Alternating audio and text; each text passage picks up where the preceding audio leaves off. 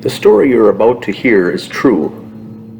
The information has been gathered from the files of the David Crowley case. The Crowley case has been adjudicated as a murder/suicide. Since then, many sleuths are bringing into question the official narrative. Thank you for joining us for tonight's episode, The Smoking Gun. Or is it?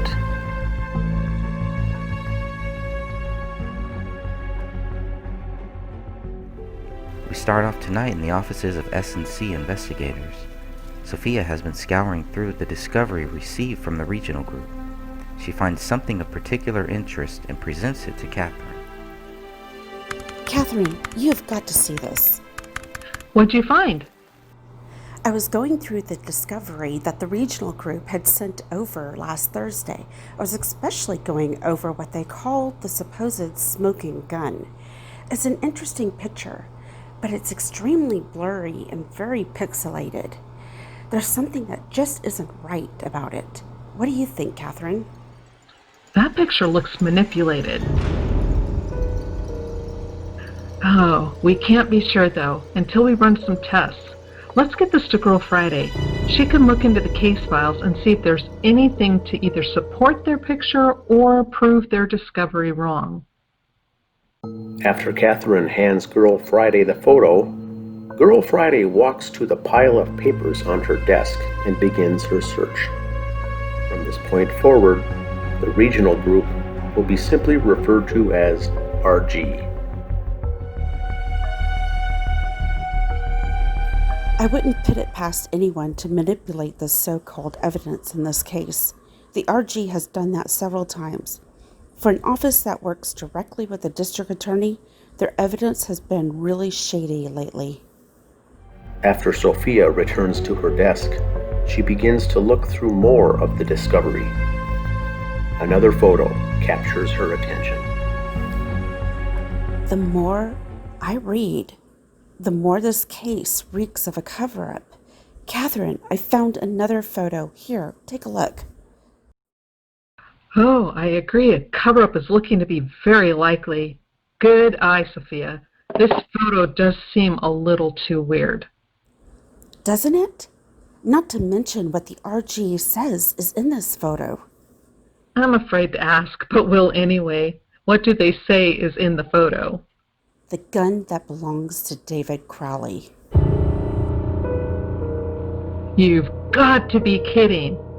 In order to shut them down in court, we've got to look at this from every angle. I absolutely agree. We'll get a fresh look after lunch. Girl Friday should be done with all the research by then. Girl Friday works through the morning and into her lunch. By the time Sophia and Catherine return to the office, she has the requested photos prepared and on their desks. We pick up the story with Sophia describing what she sees in the photos. I see a really blurry photo, very pixelated. The text says that there's a gun there. There's supposedly a scarf. I definitely see a lemur. Lots of hair and a blurred out image. So let me get this straight. They want me to believe this is David's gun on the floor? That's what they want us to believe. Okay. Well, that's pretty funny. Let's compare their photo to the actual crime scene photo. I see a crime scene photo that has part of David's abdomen, exposed lower stomach, hip area, the lemur, a scarf, torn up Quran pages, and lots of hair. It's extremely pixelated. Look at the position of the lemur in the actual crime scene photo. It is located near David's leg. Hey, I have an idea. Let me pull up Paint Shop Pro and let's compare David's gun to the photo the regional group included in their discovery.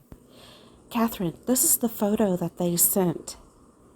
At first, it does look like there could be a gun, but there's something off about it. It's so pixelated, and I really need to see what you could do.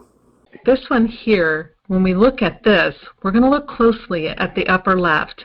I've put an overlay of David's gun on top of what they are saying is David's gun on the floor. Notice the shapes. What's the thing that jumps out at you?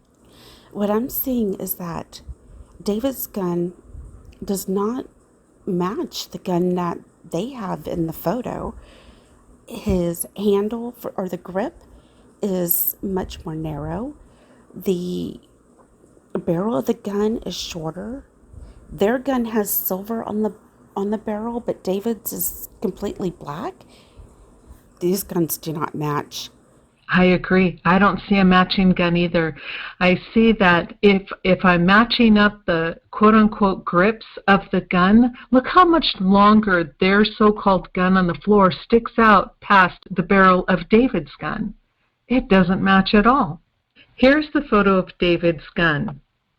And here I have extracted the gun from the photo, and this is what it looks like now. The slide is in the lock back position.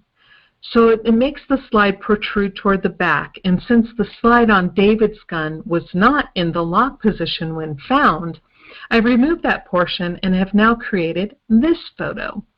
And with some minor adjustments of gun position to fit the area they are calling the gun on the floor, let's put this on top of their photo to see if it matches. They don't match. Let me enhance David's gun to show the contrast better. Oh, wow, I definitely can see a difference there. These don't match whatsoever. I agree. And when matching up the grips, you can see the barrels don't match. So let's match the barrels. Now let's look at their photo again. This time, though, I'll add some lighting to bring out what they say is the gun.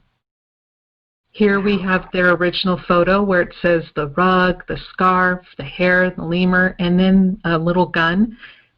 And in this next photo, I've added some lighting.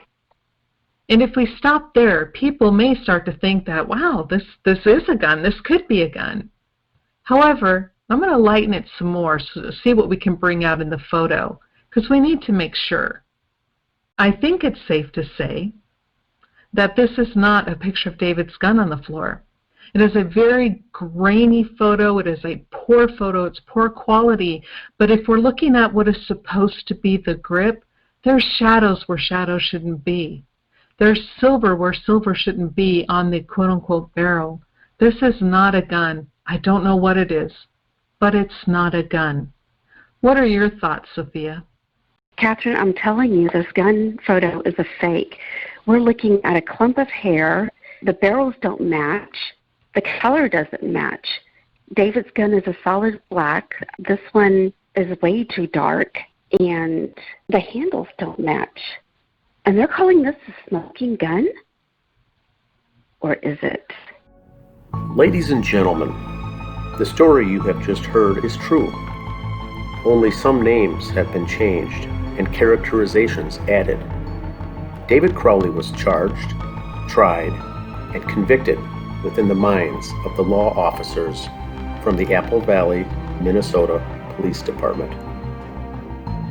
Due to the lack of investigation, David Crowley is labeled as a murderer and is on record as a perpetrator of spousal abuse. David was, and is, not alive to defend himself, so it is up to us to do it for him.